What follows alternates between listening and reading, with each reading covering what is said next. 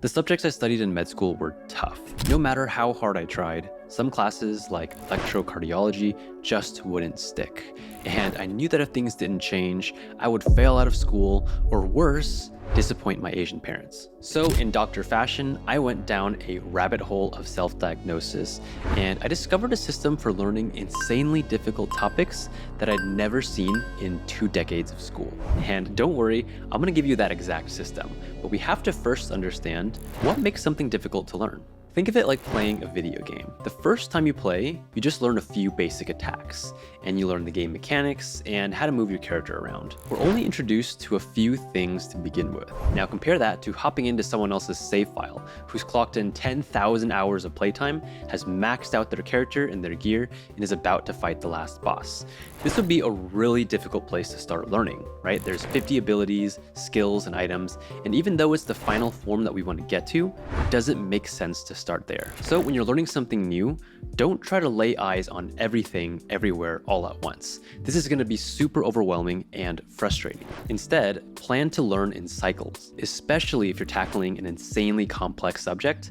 Pace yourself and plan to go over that material in multiple cycles. And to use this even more efficiently, this is how I recommend doing it. Your first cycle or first pass through information should be short, like 10 or 15 minutes, and focused on what is the big picture idea. What is the outline of the information and how is it all organized? So if I was learning electrocardiology, I would spend my first cycle understanding what are the electrodes? How do they measure the heart function? And what are the categories of the heart pathology that I'm going to learn in this chapter? I would not try to look at the patient cases and their EKGs. Each cycle after the first one should be slightly longer and focus on filling out the details of the outline that we created, while always paying attention to what is that big picture idea. Learning in cycles like this is an idea known as spacing. We learn a few things, take some time off, and then we come back to it again. Because during that off time, our brain is still processing information. It's called memory consolidation to strengthen and solidify what we've covered.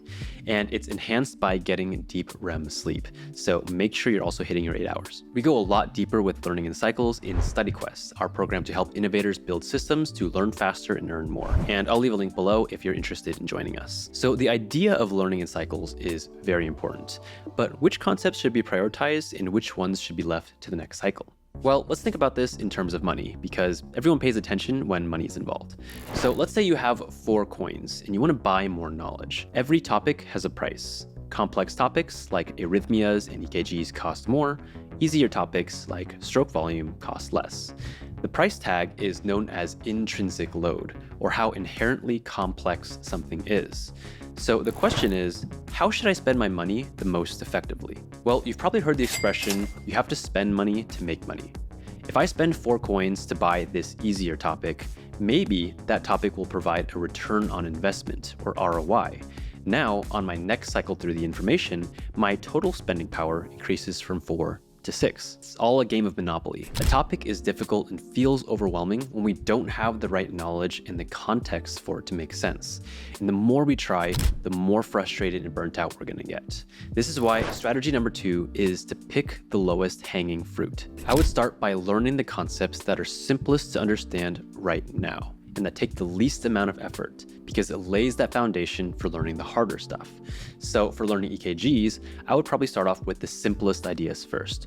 What are the 2 components that make up a vector? Learning normal sinus rhythm before more complicated EKGs. If you're going through the material and you reach a topic and you struggle for too long, just skip it for now. On the next cycle, more things are going to make sense because you have more knowledge to work with. You also realize that each time you cycle through the material again, you might spend a little longer, right? Because you have more money to spend, and you're going to be able to go deeper into the details because you have a deeper understanding than the previous time. But what if you're going through the material and every single thing feels hard? What if you've gathered all the fruit that you can, but the rest of them are too far and too expensive? Well, we have to try a different approach.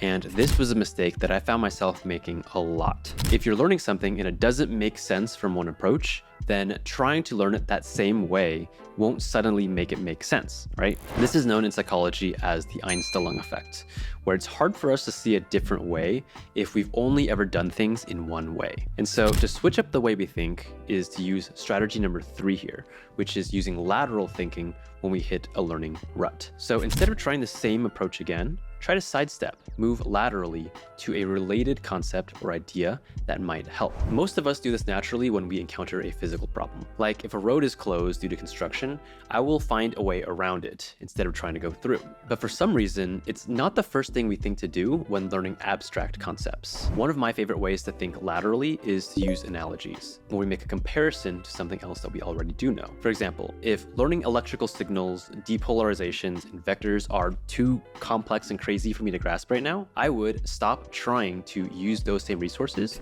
and I would go to ChatGPT and I would ask for a few analogies in simple terms to everyday concepts that I do know, right? Like compare it to a flashlight or compare it to the city lights. Lateral thinking also applies to the way that the information is presented to us. Don't be afraid to get creative with it. If you're given one resource, you can use other ones, right? Watch YouTube videos and animations about the heart electrical system. You can draw a diagram as opposed to writing down words, or you can have someone else explain it to you. I think there is a ton of benefit from using lateral thinking, even if you do understand the concept, because it forces us to think about something from a completely different angle. But once you think you've got it, how do you know if you really understand it or if you're fooling yourself? One of my biggest problems with learning was spending almost all of my time trying to understand a concept conceptually. And the moment I got a light bulb moment, I would move on. Little did I know that light bulb moment was not the end of the learning process. Have you heard that phrase, if you don't use it, you lose it? Well, a more scientific phrase is actually, if you don't use it, you never really had it in the first place. It doesn't rhyme, I guess, but it's more accurate. So strategy number 4, as soon as you learn something new, use it right away. Even if you're not 100% sure you're using it properly, because the effort of trying to make it work will activate processes in your brain that are needed to finish the learning process. There are no substitutes or shortcuts for application to truly learn something. So for example, immediately after I go through a worked example for how to calculate the vector of an EKG of torsades, I would immediately close my notes and try to calculate a different vector for an EKG for pulmonary embolism. Even if I get it wrong, and I probably would, I got my brain thinking in a way that it wouldn't have done before. And that's gonna improve the next cycle that I study that again. But sometimes it's not clear how we can use what we're learning right away, especially if it's an abstract concept. So another useful framework to find use cases is to focus on when, how, and why you might use the information you just learned. So when does the heart create a positive deflection? How does ventricular tachycardia change the vector of depolarization in the atria?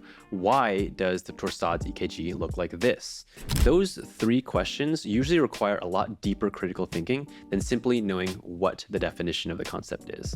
And you'll start to understand the nuances, the exceptions in the real meat of the ideas that you're learning about. Okay, so do you want to know a secret? The way to learn insanely complex topics is the exact same way you use to learn anything faster. Because at the end of the day, it's not about how hard a subject is or how much there is to learn.